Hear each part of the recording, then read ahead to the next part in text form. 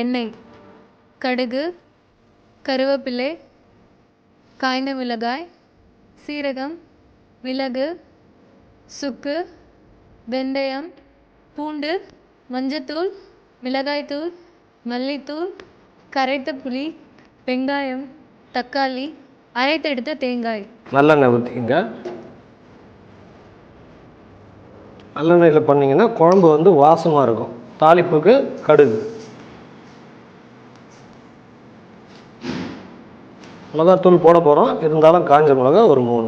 கடுகு வெடிப்பு வர வரலும் பார்த்துங்க. கடுகு வெடிப்பு வந்த உடனே இந்த பஞ்ச மிளகுன்ற இல்லையா, இந்த 5 ஐட்டத்தையும் மிளகு, சீரகம், பூண்டு, வெந்தயம், சுக்கு ஒரு துண்டு போடுறேன். ஸ்லோவாக நெருப்பில் வச்சே பண்ணுங்கள். ஏன்னா மிளகு வெடிக்கும், கண்ணில் படும். அதனால் கொஞ்சம் தூரம் இருந்தே பண்ணுங்கள். இப்போ கருவேப்பிலை, தாளிப்பு. இப்போ பொன்னிறமாக சீரகம் வந்துடுச்சு. இந்த பொன்னிறமாக வந்த உடனே வெங்காயம், வீட்டில் இருக்க பெரிய வெங்காயமாக இருந்தாலும் சரி, இல்லை சின்ன வெங்காயம் இருந்ததுன்னா குழம்பு இன்னும் நல்லாயிருக்கும். அதனால் சின்ன வெங்காயத்தில் குழம்பு பண்ணால் ரொம்ப நல்லது. இந்த வெங்காயத்தை போட்டுக்கிறேன். வெங்காயம் நல்லா பொன்னிறமாக வதங்கும். இப்போ அந்த மிளகு, சீரகம், வெந்தயம் எல்லாம் வந்து உங்களுக்கு எண்ணெயில் பொரிய பொரிய அதனுடைய வாசமே உங்களுக்கு நல்லாயிருக்கும். ப்ளஸ் பூண்டு அது வதங்கும் போதும் அந்த மனம் வந்து நல்லாயிருக்கும்.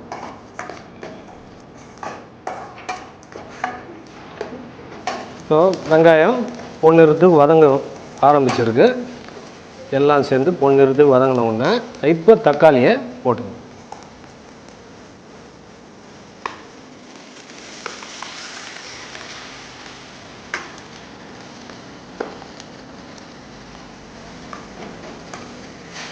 இப்போ தக்காளி போட்ட உடனே கொஞ்சம் சால்ட் ஆட் பண்ணிங்கன்னா தக்காளி வந்து நல்லா குழம்புல ஸ்மேஷ் ஆகிடும்.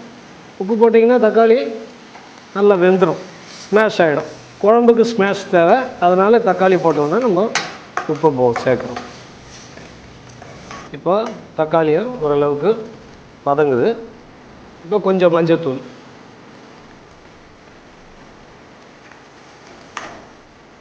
மிளகாத்தூள், உங்களுக்கு தேவையான காரத்துக்கு ஏற்ற மாதிரி 2 ஸ்பூனோ இல்லை 3 ஸ்பூனோ அப்படி போட்டுக்கலாம். தனியாத்தூள் கொஞ்சம் நல்லா சேர்த்துக்கலாம். எவ்வளோ மிளகாத்தூள் போடுறீங்களோ அதுக்கேற்ற மாதிரி 3 மடங்கு தனியாத்தூள் சேர்க்குறது நல்லது. வீட்டில் எல்லாம் சேர்த்து அரைச்சி வச்சுருப்பீங்க, அதை போட்டுக்கலாம். கடையில் தனித்தனியாக வாங்குறவங்களுக்கு தான் நான் இந்த மாதிரி சொல்கிறேன். மிளகாத்தூள் எவ்வளோ போடுறீங்களோ அதை விட 3 மடங்கு தனியாத்தூள் சேர்த்துங்க. தண்ணியை ஆட் பண்ணிங்க. இப்போ தண்ணியை கொஞ்சம் கலந்துருக்கேன். இது கொஞ்சம் கொதித்தோடனே ஒரு அரை கொதி வந்த உடனே புளி கரைச்சி வடிகட்டி வச்சுருக்கோம். அந்த புளி கரைச்சலை இதில் சேர்த்துடணும். இது மாதிரி குழம்பு வைக்கும்போது நீங்கள் இப்போ எல்லாமே கலந்து தான் வைக்கணும்னு கூட அவசியம் இல்லை. இப்போ கார குழம்பு வீட்டில் எப்படி வைப்பீங்களோ, இப்போ தக்காளியை நான் முழுசாக அரிஞ்சு போட்டிருக்கேன். நீங்கள் மிக்சியில் அரைச்சி கூட போடலாம். போட்டிங்கன்னா இன்னும் கொஞ்சம் திக்னஸ் கிடைக்கும். இப்போது ஒரு அரை கொதி வந்துடுச்சு. இப்போ நீங்கள் தாராளமாக கரைச்சி வச்சுருக்க புளியை ரொம்ப ஊற்றுனீங்கனாலும் குழம்பு புளிப்பாயிடும். இந்த மாதிரி மருந்து குழம்புக்கு அவ்வளோ புளி அவசியம் கிடையாது. அது தனியாக புளி குழம்புன்னு வைக்கும்போது வச்சுக்கலாம். மருந்து குழம்புக்கு ஓரளவுக்கு, ஏன்னா தக்காளி போடுறோம், அதுவே வந்து உங்களுக்கு புளிப்பு வந்துடும். நாட்டு தக்காளியாக இருந்தால் புளிப்பு ஜாஸ்தியாக இருக்கும். நாட்டு தக்காளி வச்சு காரக்குழம்பு வச்சிங்கன்னா கொஞ்சம் புளிப்பு ஜாஸ்தியாக இருக்கும். அப்போ நீங்கள் வந்து புளி வந்து கம்மியாக சேர்த்தா போதும். பெங்களூர் தக்காளின்றதில் அதில் வந்து புளிப்பு அவ்வளோவா இருக்காது. அப்போ புளி கொஞ்சம் சேர்த்துக்குங்க. ஆனால் மருந்து குழம்புன்னு வைக்கும்போது நமக்கு புளி அவ்வளோவா சேர்க்கணுன்னு அவசியமே கிடையாது. ஓரளவுக்கு சேர்த்தா போதும். இப்போ நான் இன்னும் கொஞ்சம் பூண்டை ஆட் பண்ணிக்கிறேன் கடைசியில். நசுக்கி போட்டிங்கன்னா பூண்டுடைய ஃப்ளேவர் ஜாஸ்தி இருக்கும். நசுக்காமல் முழுசாக போட்டிங்கன்னா அவ்வளோ ஃப்ளேவர் இருக்காது. பட் ஆனால் அதனுடைய மகத்துவம் குழம்புல இருக்கும். அது எப்படி உங்களுக்கு பிடிக்குதோ, சிலருக்கு பூண்டு வாசனை பிடிக்காதுன்னுவாங்க, அவங்க நசுக்கு வேணால் முழுசாக போடலாம். கடைசியில் போட்டு ஒரு 5 நிமிஷம் கொதிச்சா இது வெந்துடும். அப்படியே அந்த பூண்டோடு சாப்பிட்லாம். இப்போ தேங்காய் விழுது வச்சுருக்கேன். சிலர் காரக்குழம்பு வச்சா தேங்காய் விழுது சேர்த்து வைப்பாங்க. சில இடத்துல அது பழக்கத்தில் இல்லை, வெறும் காரக்குழம்பாகவே இருக்கும். இப்போ நம்ம தேங்காய் சேர்க்காம தான் வச்சுருக்கேன். கொஞ்சம் தேங்காய் சேர்த்துக்கிறதுனாலையும் அந்த குழம்புனுடைய ஃப்ளேவர் மாற போகிறதில்ல. அவங்கவுங்க உடல் நிலைக்கு ஏற்ற மாதிரி சிலருக்கு தேங்காய் ஒத்து வராது, அவங்க போட்டுக்காமல் அப்படியே இந்த குழம்பு சாப்பிட்லாம். இப்போயே குழம்பு ரெடி, ஆல்மோஸ்ட்டு பஞ்சமூல குழம்பு ரெடி.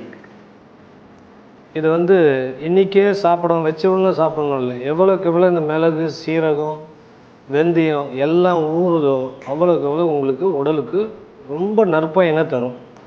தாராளமாக இதை யார் வேணாலும் ஊற்றி சாப்பிடுவோம். முடியும் போது நல்லெண்ணெய் ஒரு ஸ்பூன் மட்டும் விடுறேன். நல்லெண்ணெய் வாசனை நல்லாயிருக்கும் சாப்பாட்டில் இருக்கும்போது.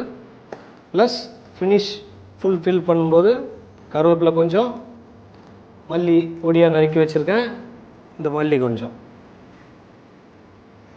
இப்போ கார்னிஷாகவும் ஆகிடுச்சு, மருந்து குழம்பும் ரெடி. கருவேப்பிலையில் இருக்க மகத்துவமும் வரும், கொத்தமல்லியில் இருக்க செரிமான சக்தியும் சேரும்.